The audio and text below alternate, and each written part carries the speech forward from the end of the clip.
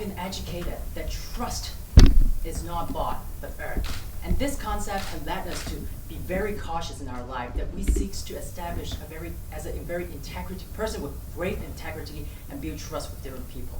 And trust is an even more important element in business setting, because this is the elements that drive people, drive demand for our service and product. This is the elements that people associate our brand with integrity and goodwill. So for a brand today, Huawei, that embattled in a number of integrity incidents in the North America continent, how exactly can reestablish its brand image as a sound and trustworthy business partner to partner with and bought products from. Our team believes today that through readjust and regain strategy, can Huawei turn around and reestablish a good image in the North America continent. A very good afternoon to you all. We are Team HKUST. My name is Ryan, and I'm joined today with Colin, Chelsea, and Sophia. Our team is extremely excited to present to you the readjust and regain strategy. So what exactly we meant by that? So readjust means that we establish a JV partnership with the local data security firm that and ourselves as Huawei, we focus on hardware offering. The reason behind this is because we see that there's a clear association with our brand, with all the security and data analytics problem that our brand actually take that data for not a goodwill use. So we hopefully with readjust we can solve this problem. As for regain, we wish to regain our brand image through continuing innovations that we are establishing in the North American continent, and through different kind of public relation efforts to reach out with public people, we can reestablish our brand image again. So before moving on to our recommendation, let's take a step back and see where the company is positioned. So we identified three key strengths for a company. Number one is that your company has a very low cost proposition, however, it comes with great quality. And this actually helps you to sustain and gain a lot of business opportunities. It also has a very strong R&D efforts that 13% of your revenue actually reinvested for this. We also see that you have a localization strategy implemented, that you not only seek for establishing local R&D in your China presence, but also looking for the local international market. Number three is that you establish a three-pronged strategy, and notably is two. It's the customer-centric differentiation, and this also seeks to build long-term local partnership with the partners in the local setting.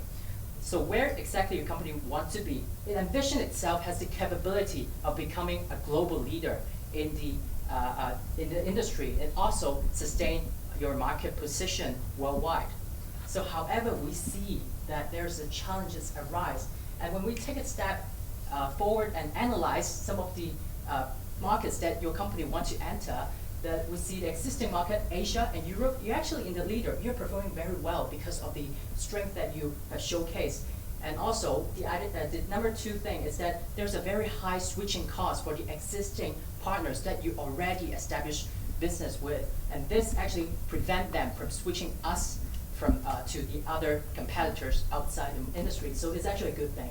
But what about the North America and emerging markets that we are trying to break into? And we see that North America that actually presents some of the challenges. Number one is that it lack a trust between US government and Huawei because of the security incident. Number two is that there's a negative brand perception that we are a Chinese spy. So the implication here is that we need to be successful in NA implies we need to be successful in the future market. And how exactly we can succeed in the North American market? We see that there's a potential for you to develop on the hardware differentiation, and the existing problem is that you actually, the service that you're providing is actually accused by the US government that you have not a goodwill intention in capturing the data. So the implication here is simple, that you need to focus on hardware in order to build trust in the North American market. So how exactly we do this? Number one, the first step is to build the trust through engaging in the hardware and in a JV partnership structure that allows you with different of the security encryption firms. The second step is that you need to be a global player with a trusted brand image through our PR efforts. So these are the two things that we would like to put forward today. And the key question that our recommendation would like to answer is that you need to be a trusted player in order to sustain its leadership in the Canada and the future market. So I'll pass the time to Colin to bring you through the first strategy. So right now, Warren just walk us through situations, and then we understand that success in the North American market will be very essential if we want to become a global leader. And then that comes to our Readjust strategy, which the objective is to exactly to increase the penetration in the North American market and also to tackle the political concerns that are happening by a lot of the government. So the strategy that we have is, first, we need to focus on the hardware in the Canada and also the North American market as a whole. And secondly, we also need to have a joint venture strategy with a local data security firm so that the government will ease their concerns when it comes to data protection. So I will walk you through the details right now. So first of all, why focus on hardware? So we understand that we have a strong capabilities in the network equipment and also the hardware side. We have proven success with the top telecom companies in Europe and Asia. We also have invest a lot of resources in continuous innovations and also research, partnering with a lot of universities to improve our products. And we can see, as a result, we can offer lower cost and highly efficient equipment to a lot of our foreign markets and also foreign players. And that's how we become successful in Europe and also in other markets. And secondly, more important is the North American governments, especially the US, they are very reluctant to the managed service concepts. When we do the managing service for them, for instance, during the data management, maintenance, and also other encryption service, they are concerned about the data privacy. And this concern present a lot of obstacles when we try to enter this market. So that's why we really want to focus on the hardware for Huawei today. And then partnering with a local security firm is also effective and feasible. And more importantly, it can address the concern of those US governments. So the criteria of the local partner should be, it should be a reputable company in the data protection field. It's preferable a local partner, such as when we enter the Canadian market as a first step, we need to find a Canadian local partner because they can have good, and also they can have the good relationship with the government as well as the local relationship. And preferably, they should also have wide corporate and client network so we can instantly access and connect to a lot of the clients and corporates there right away. And so for these two, we can, by partnering with a local data privacy company and an encryption company, we can address the concerns on their data insecurity by the government. So they understand that right now the data maintenance service is done by their own firm, and we outsource this to this company to maintain the data, to make sure that the data will be fully secure and protected. And secondly, we can also have access to local relationship, as the joint venture strategy has been very successful in other parts of the markets that we entered before. And what we can offer today to them is a large revenue sources. So for Huawei, its equipment will be able to help us to secure a lot of customers, and also this will translate into large revenue sources to these local security companies. And also the corporate network and also the relationship that we have in Asia and Europe will be something that they also will look into, and also one of the attraction points when we try to partner with these companies.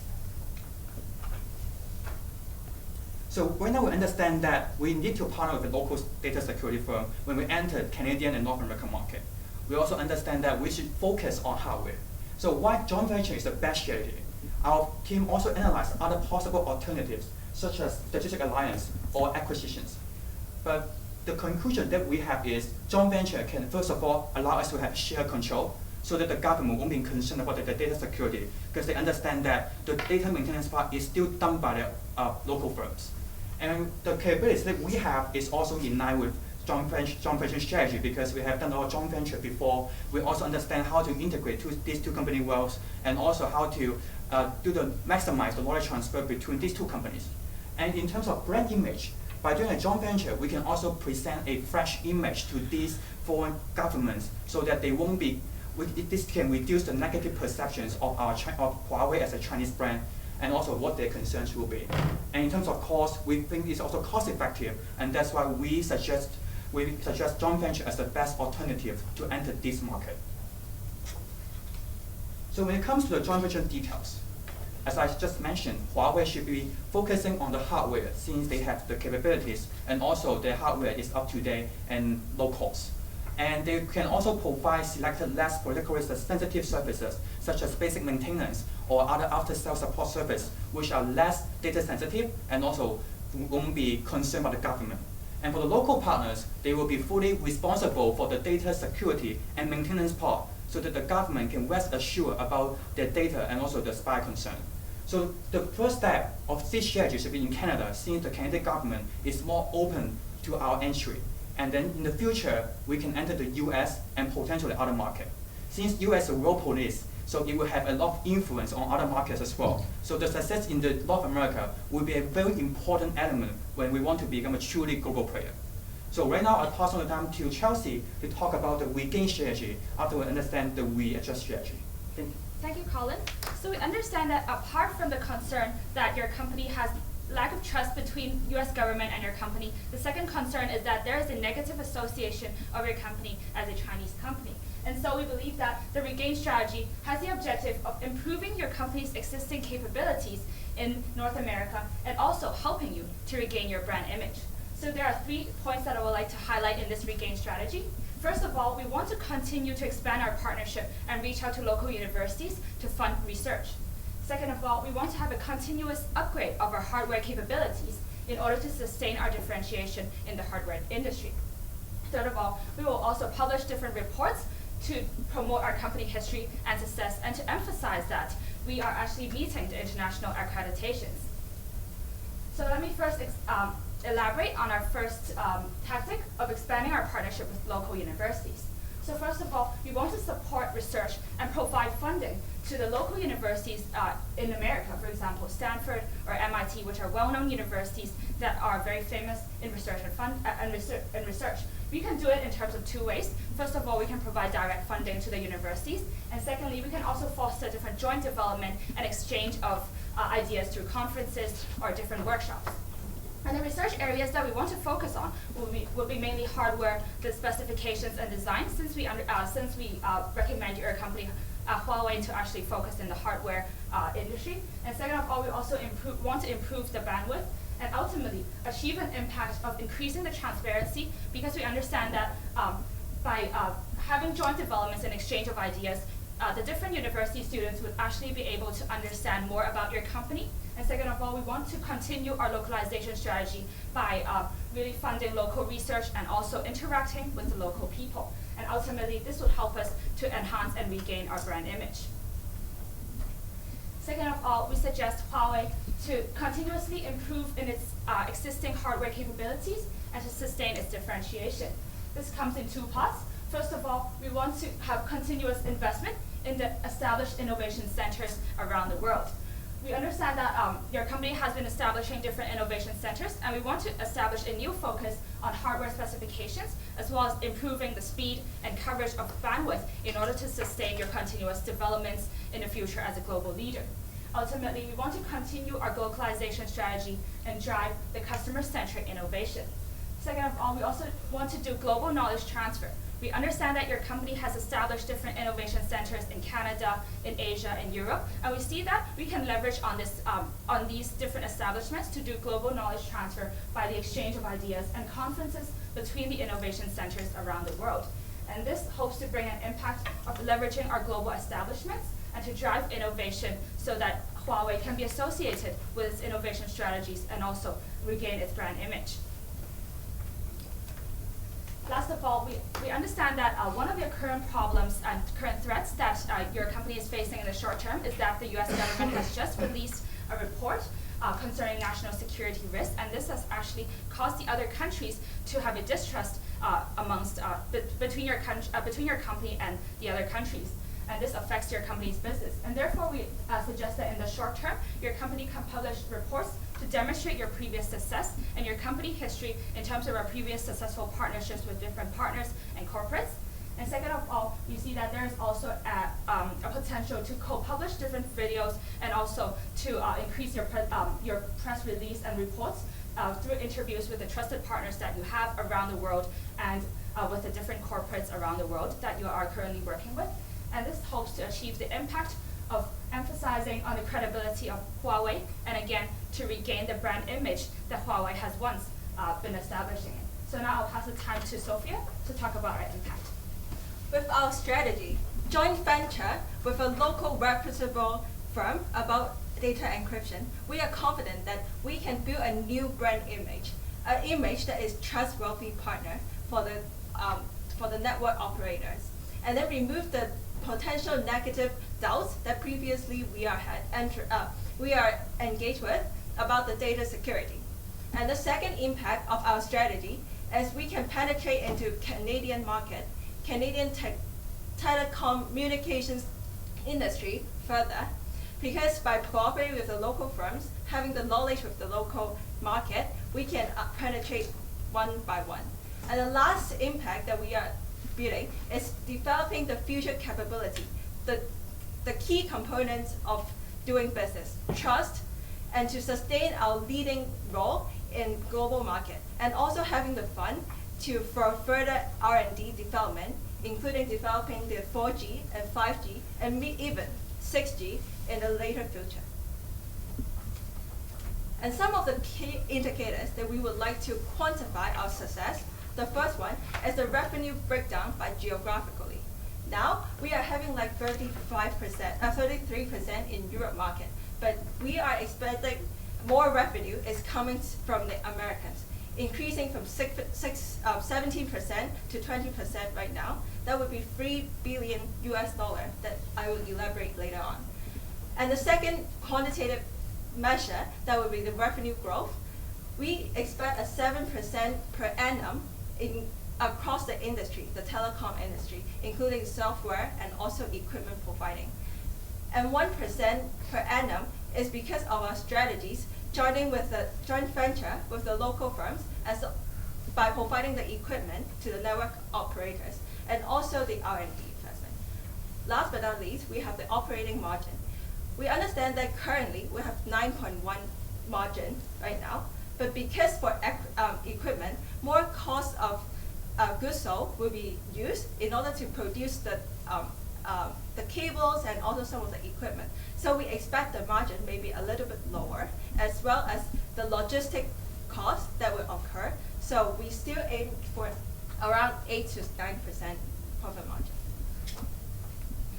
To summarize our quantitative impact, we expect a $3 billion incremental increase in revenue, which will be around 6% of the total market of the Canadian, because we expect to launch our first joint venture in 3 years' time, and later on, that incremental increase will be increased further because we tap into the US market as well as some of the Australian market. We understand there are some limitations of our business, and we identify some of the risks and the potential strategies to cope with it. The first one is the potential difficulties in terms of integrations. Because we are traditional Chinese firms, Chinese culture, and we are integrating with our local firms. And there will be some of the problems in the integrations with the hiring and also HR issues. But we are very experienced in joint venture in European market. We can reference with that experience and then to have a better preparation in terms of integrations.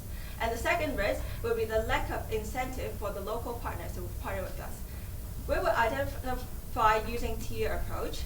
We may target on the first few largest player in the market, but if they are not agree with us, then we can seek for smaller firms and then build the strength with them and to develop the incentive among them.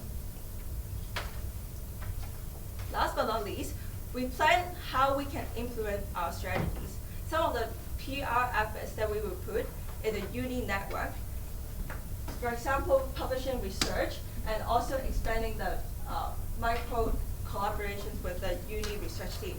And also for the JV, we will search for potential partners for around like a year in order to make sure that we have the best fit. And with 3 years time frame, we aim to launch our first JV and maybe more when we evaluate our strategy.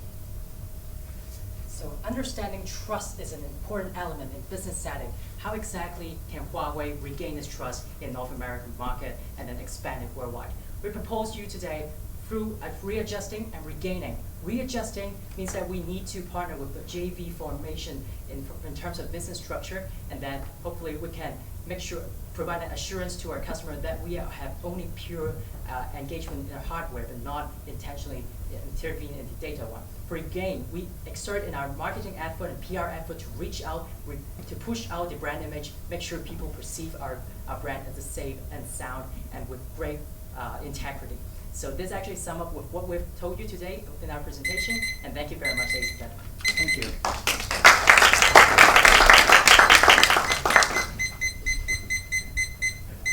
right, please start your Q&A section.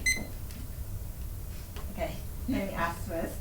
Okay, for the JV, I understand that for rebuilding the trust, you would like to have to select the JV in each of the local country to find a local partner for that.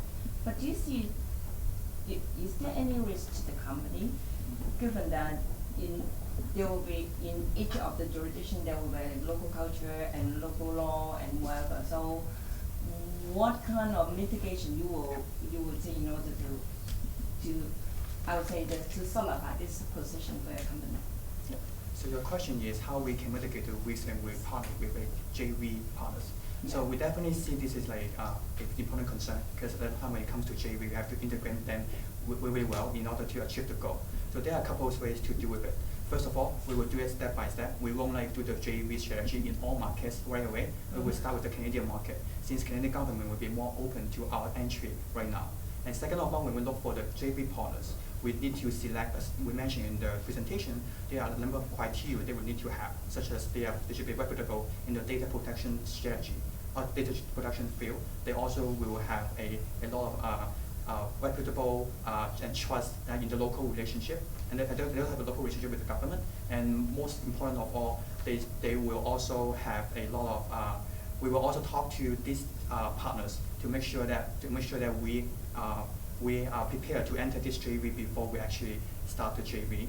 And then the final point that I want to make is when we look for this JV, we already have done a lot of JV before in European market, and then we definitely can reference a lot of successful integration strategies that we have before and apply this when we enter a new JV in this market.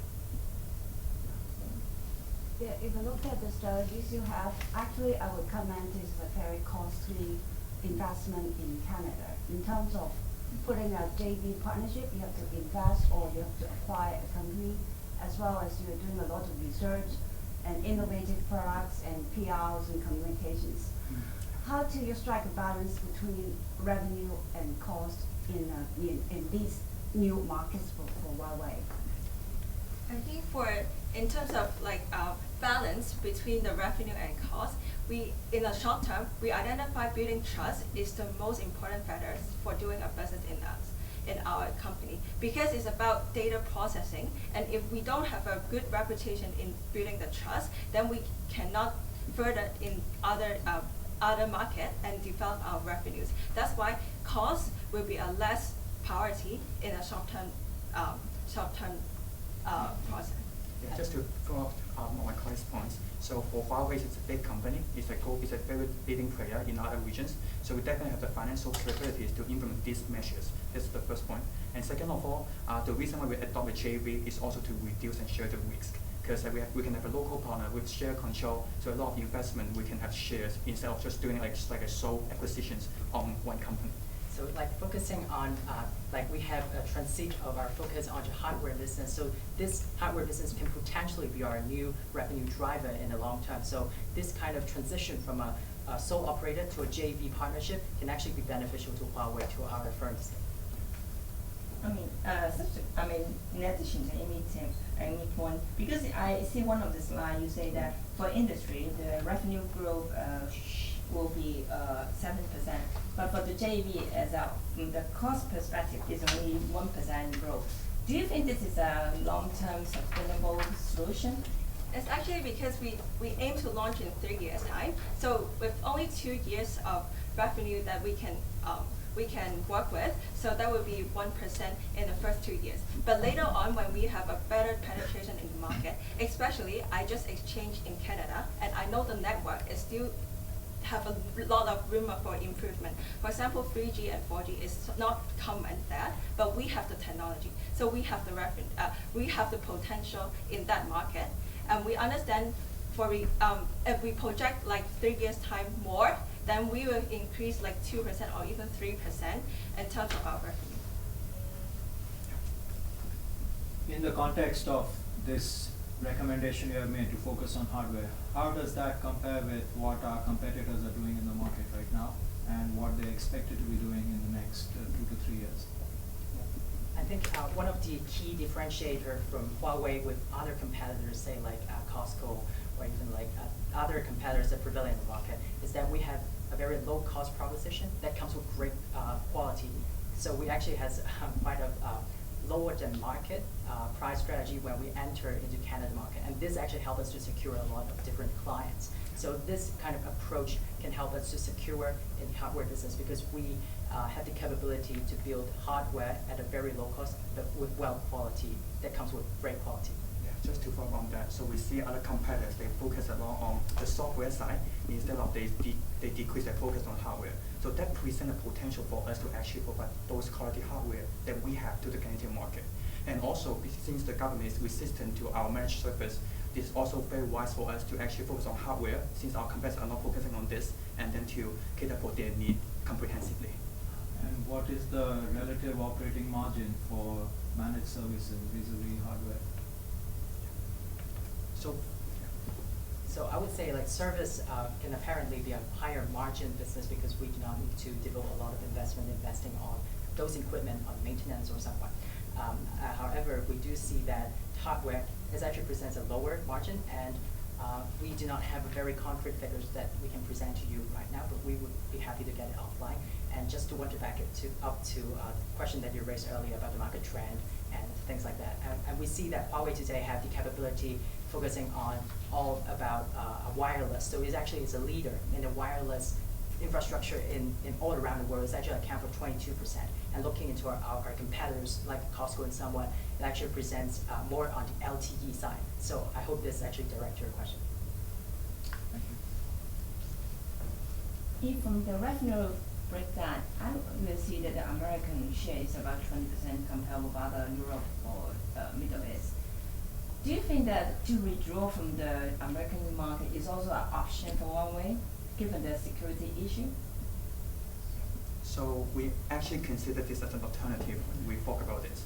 But we think that Huawei right now is very strong in other parts of the world, like in Asia, it's the top player. In Europe, we also secure a lot of contracts with the top telecom companies. So we really want to become a true global leader. And then to achieve this, one of the key obstacles that you have to overcome is to build a trust with the U.S. government or the Canadian government too. Because of the report that U.S. government just published, a lot of other potential deals just collapse because they just don't trust me as a brand. And then so that's why we think it's actually wise for us to refocus our priority on North America by starting with the Canada. And also since by using the JV strategy to build trust to show that we are a neutral firm, that we won't leak the data or engage in any potential spy activities. And then also expand our service to North America, like US, so that we can capture a bigger share of the global pie. So this is very important, and that also goes in line with the mission of the Huawei.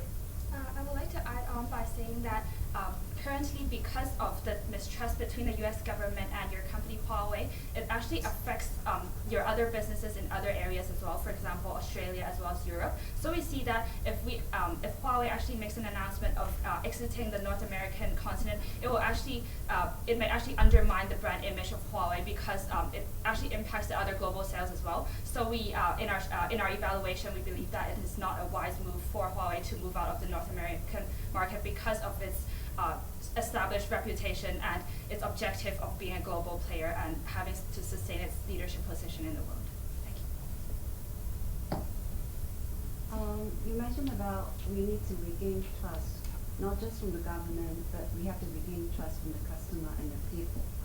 And you didn't mention a lot about the aspect about people and customer. Is there anything that Huawei can do better? So I think for how we actually can engage in the public and having people to perceive our brand with integrity, I think the first thing is about how we can engage with the local community. So currently, that has a continuous effort in how we engage in the Canadian, especially in Ottawa and the community, that Huawei actually invests a lot in the R&D. We have a local center right over that, and we hire a lot of the local talents. Actually, in our talent pool, actually 60% of our talents comprised 60% of our talents are from immigrants, and as well as some of the locals. So this kind of move can actually help us that we establish a local presence. We have a very strong determination that establishing a strong presence in that particular market. So I think job employments, as well as some of the continuous investments and some of the commitment that we made with the research centers are the things that we can engage. I would like to add on by saying that we understand your company we need to regain the trust of our customers, and we see that currently in the world, social media as well as press release is a very powerful tool because, for example, the mistrust between the U.S. government as well as your company, Huawei, is also being published in press release, and so that the different customers and the general public will know. And we believe that by our strategy of regaining the brand image, we will also publish different reports saying that your company is actually, Huawei has previous success and also has a very successful company history, and it also has very successful deals with its trusted partners and corporates. And we believe that by having exposure in the press release and also these public reports, we will be able to let the customers know that we are actually a trusted brand and have a regain in our brand image. In the context of this globalization strategy, I'm curious to understand why you mentioned MIT and Stanford, but didn't have any Canadian universities in your strategy. Could you elaborate on that? Yeah, so partnering with Canadian universities is definitely one part of the areas that we can look into. The key main message that we want to bring out from that strategy is we need to continuous research in the data networking technology, and then to partner with these top-notch universities. Like universities like McGill or Queen's will be definitely one of the considerations too. So these are just some examples that we can look into, and then as long as we find some institutions that share the need for research, we definitely consider this as an option too. Yeah. I recall that for maybe the first or second slide, you're talking about other than hardware to regain the trust. You also will focus on the customer-centric differentiation. Can you elaborate more on that area? Because So customer-centric differentiation is actually the three-pronged approach that your company is actually adopting. So it's actually taking on the three approach, so to target into new market. So can we get back to the slide? Yeah, this one. Like the first one. Oh, the first one. Oh, sure. It's strength. Yeah. That's the first one. So is that we really want to understand about our customer need, and this is actually something that's very important that comes with the three-pronged strategy. And then other than that is that we seek to establish a long-term relationship with our existing partners. So these are actually some of the mission goals or strategy that your company is actually adopting, and we see this as a huge strength that your company presents. So customer-centric innovation essentially means that all our innovations are actually designed because of the customers, and we see that currently the innovation centers as well as the different establishment centers that we have around the world is also displaying this customer-centric innovation in terms of the fact that, first of all, we do research in the local market to understand what are the customer needs, because we have the strategy of localization. So we actually want to understand the local market and establish a global value chain. And so the customer-centric innovation involves two steps. First of all is local market research, understanding the local market, what are their needs, what are the customers' needs, what do they want, and second of all, we do innovation based on the customer's needs. So this essentially means that we suggest Huawei to continue its three-pronged strategy in terms of designing everything that is based on the local market needs.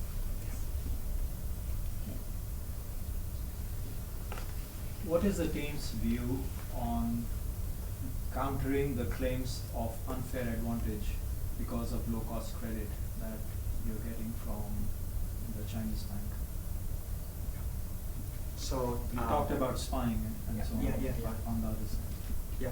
So first of all, we need to really look at like whether the advantage that we receive is unfair or not, and then based on the points that we can make, we can also do a lot of social media and also public relation efforts to justify that. Like we as a Chinese company does not. So we receive this, like if we do receive some of the benefits from the government, this is also well justified in the sense that it's upheld by the rule. And for instance, for the U.S. government, they also subsidize a lot of their exports industry. for instance. So this is a common practice like among different governments. And then we will try to do a lot of public relations and also media effort to make sure that this is justified.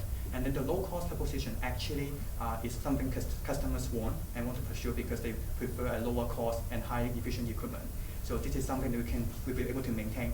But in terms of judgment concern, we will do a lot of public relation efforts as well.